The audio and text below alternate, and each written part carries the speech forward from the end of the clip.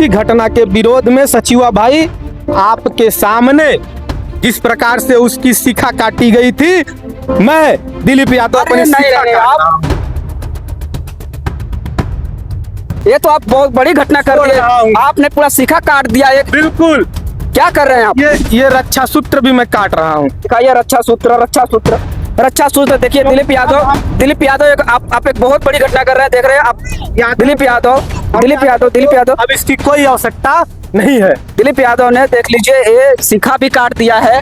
और आप देख सकते हैं दिलीप यादव जी ये शिखा काट दिया है। आप देख सकते हैं बिल्कुल शिखा भी काट दिया और ये हाथ में पहने हुए रक्षा सूत्र जिसको कहते हैं उसको भी काट दिया। और ब्राह्मण लोग आए और आने के बाद उन्होंने मुझसे जाति पूछा तुम चमार हो क्या?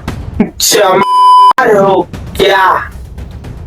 कहा कि मैं चमार नहीं हूं, मैं यादव। इतना जल्दी आपने शिखा काट दिया, इतना जल्दी आपने ये रक्षा सूत्र तोड़कर फेंक दिया। अभी तो हिंदू राष्ट्र की स्थापना करनी है। यादव दलित को कथा कहने का हक नहीं है, उसे केवल और केवल ब्राह्मणों को चंदा देने का हक है। तो वही बाबा साहब भीमराव अंबेडकर जी का संविधान ही हमको ताकत दिया है। मैं उनका वंशज हूँ, गर्व के साथ कहता हूँ। मैं सामाजिक न्याय की लड़ाई को आगे बढ़ाने के लिए अपने जान की कीमत भी चुकानी पड़ी तो चुकाऊंगा। नमस्कार दोस्तों, मैं जेपी सचिवा और आप देख रहे हो टैग भारत। दोस्तों, इटावा के दांदरपुर में एक यादव समाज के व्यक्ति के साथ जिनका नाम मणि मुकुट यादव बताया जा रहा है, उनके साथ जो घटना घटी है वो बेहद ही निंदनीय है। लेकिन क्या यह घटना पहली बार घटी है? नहीं, यह घटना लगातार दलित, पिछड़े और आदिवासी समाज के साथ हजारों वर्षों से घटती आ रही है। बस फर्क इतना है कि दलितों के साथ थोड़ा ज्यादा घटती है और ओबीसी समाज के साथ यानी यादव समाज के साथ थोड़ा कम। और शायद इसी को यादव समाज के लोगों ने अनदेखा किया और आज इतनी बड़ी घटना घटी। खैर, इस वक्त हमारे साथ सामाजिक न्याय के योद्धा और पूर्व छात्र नेता काशी विद्यापीठ से और चंदौली जिला के सकलढिया विधानसभा के एक चर्चित कांग्रेस युवा नेता मौजूद है, दिलीप यादव। हम इनसे बात करेंगे उसी विषय को लेकर। दिलीप यादव जी, क्या हाल है? मैं ठीक हूँ। बहुत बहुत स्वागत आपका और आपके दर्शकों का।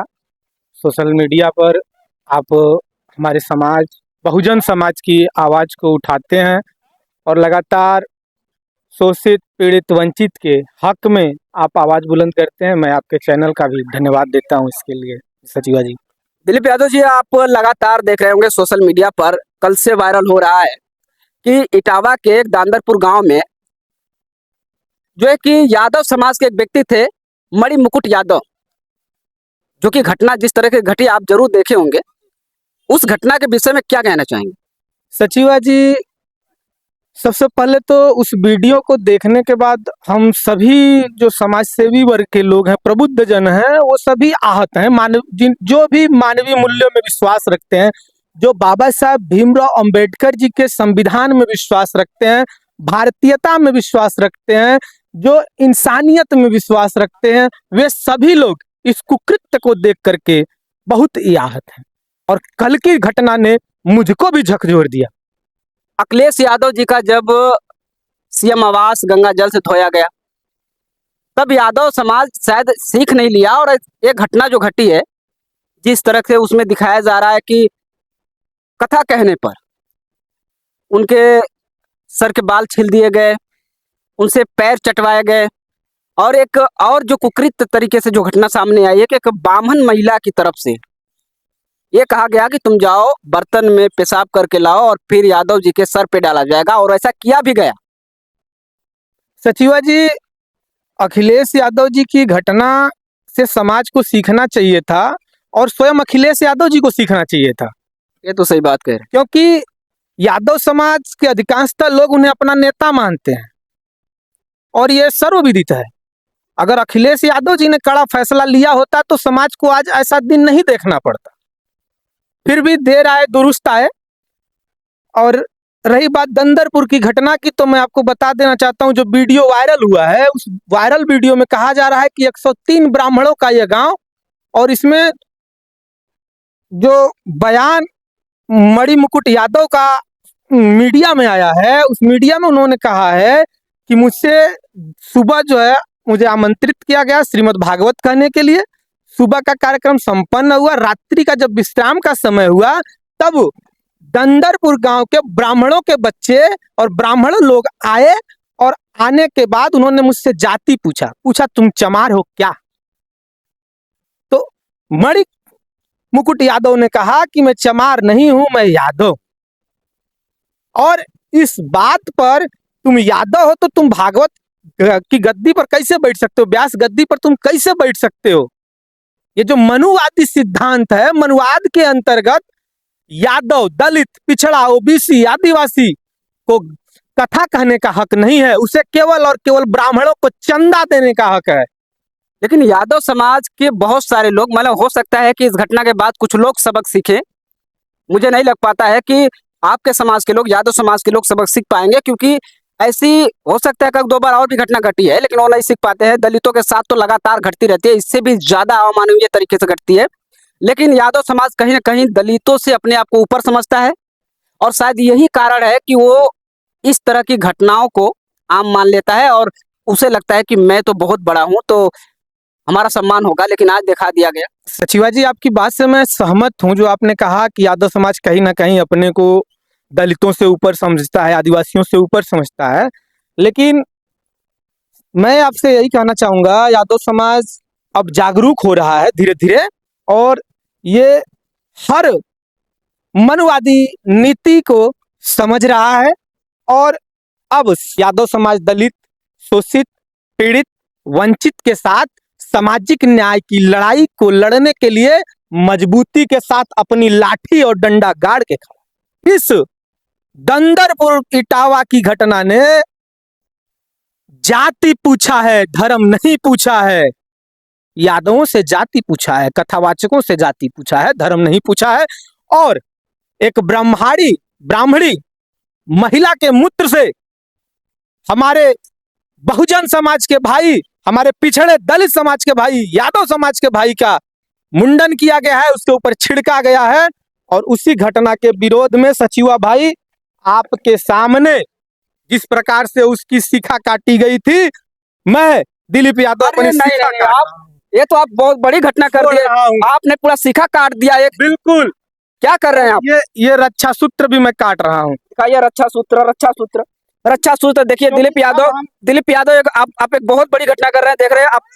दिलीप यादव अब इसकी कोई आवश्यकता नहीं है। दिलीप यादव ने, देख लीजिए, ये शिखा भी काट दिया है, और आप देख सकते हैं दिलीप यादव जी ये शिखा काट दिया है, आप देख सकते हैं, बिल्कुल शिखा भी काट दिया, और ये हाथ में पहने हुए रक्षा सूत्र जिसको कहते हैं उसको भी काट दिया। क्या आप क्या संदेश देना चाहते हैं सब काट पीट कर?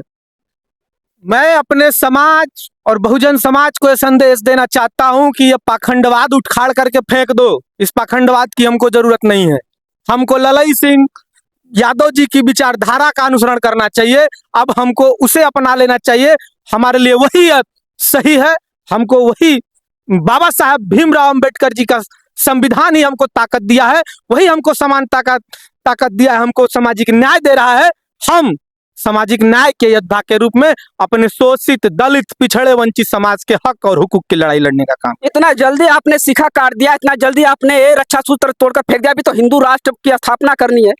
जिनको हिंदू राष्ट्र चाहिए वो अपना हिंदू राष्ट्र बनाए। हमको ऐसा हिंदू राष्ट्र नहीं चाहिए जिसमें दलित के नाम पर, पिछड़े के नाम पर, शोषित के नाम पर, आदिवासी के नाम पर गालियां दी जाए, मूत्र जो है सर पे छिड़का जाए, पेशाब किया जाए। जिस तरीके से अभी मध्य प्रदेश में पेशाब किया गया था आदिवासी के ऊपर, अभी उड़ीसा के अंदर एक आदिवासी भाई के साथ एक दलित भाई को गौ लेकर आते वक्त उससे वसूली के लिए 30,000 रुपए मांगे गए, और उस भाई के पास नहीं था, उसने नहीं दिया तो उसे कुत्ते की तरफ बांध करके उसको घास डाला गया।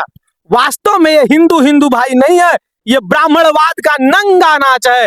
ये राजनैतिक सोच है ब्राह्मणों की, ये ब्राह्मणवादियों, सामंतियों, मनुवादियों की राजनैतिक सोच है। जब वोट लेना होता है तो ये हिंदू का नाम देते हैं, और जैसे ही वोट खत्म होता है ये लात मार करके चोट देते हैं, पीठ में खंजर भोंकने का काम करते हैं। हम यादव समाज के लोग, हम बहुजन समाज के लोग इस नीति को पहचान चुके हैं। अब आगे की लड़ाई खुले तौर पे लड़ी जाएगी, सदन से लेकर सड़क तक लड़ी जाएगी। और हर मोर्चे पर हम लड़ेंगे। लेकिन अभी तो अखिलेश यादव परशुराम की मूर्ति लगाने वाले थे। देखिए, उनका जो ये पूर्वाग्रह है, इससे ग्रसित हैं हमारे यादव समाज के कुछ शीर्ष नेतृत्व के नेता, और जब तक इस पूर्वाग्रह से ये लोग बाहर नहीं निकलेंगे तो पिछड़ा, दलित, अल्पसंख्यक और शोषित को कभी न्याय नहीं दिला सकते। इसी तरीके से गंगा जल से उनका जिस तरीके से सीएम आवास धोया गया था, उसी तरीके से फिर आने वाले समय में अखिलेश जी का फिर कार्यालय धोया जाएगा। और यदि जागरूक हो गए, अखिलेश यादव जी जाग गए, तो मैं गारंटी के साथ कहता हूं कोई माई का लाल एक बाल भी नहीं उखाड़ सकता है। एक तरफ ये कहते हैं कि आप श्री कृष्ण के वंशज हैं, आप ग्वालवंशी हैं, आप गायत्री जी के वंशज हैं, आप गौ के वंशज हैं, आप गंगा के वंशज हैं, आप माता विंध्याचल भगवती के वंशज हैं, और दूसरी तरफ ये मनुवादी हमारे साथ सौतेला व्यवहार करते हैं। शत्रु के साथ भी व्यवहार नहीं किया जाता।